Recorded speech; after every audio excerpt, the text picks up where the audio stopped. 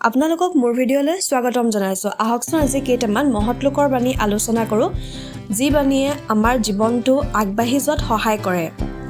মোক মৰম আৰু কাম এই দুয়োটাই দিয়া। Thomas Morris. আশা আছে বাবে পৃথিৱী ইমান ধুনীয়া। হেম বৰুৱা। খাবৰ বাবে পিন্ধিবৰ বাবে মানুহে সুন্দৰভাৱে যিহকে কৰে সেয়াই হৈছে কৃষ্টি। ৰাভা। আমাৰ চিন্তা ভাৱনাৰ পৰাই চৰিত্ৰ গঠন হয়। আনন্দ চন্দ্ৰ আগৰৱালা। বন্ধুত্ব হৈছে দেহত বাস কৰা এটা আত্মা। এৰিষ্টটল। যি কণী চুৰ কৰিব পাৰে তেওঁ হাতীও চুৰ কৰিবলৈ সমৰ্থ। George Herbert. প্ৰত্যেক দিনাই জীৱনৰ শেষ দিন বুলি কাম কৰি যোৱা। Jim Corbett. জ্ঞান মানুহক দিব নোৱাৰি, উপলব্ধিহে কৰাব পাৰি। ছক্ৰেটিছ। স্বাধীনতা আমাৰ জন্মগত অধিকাৰ। তিলক।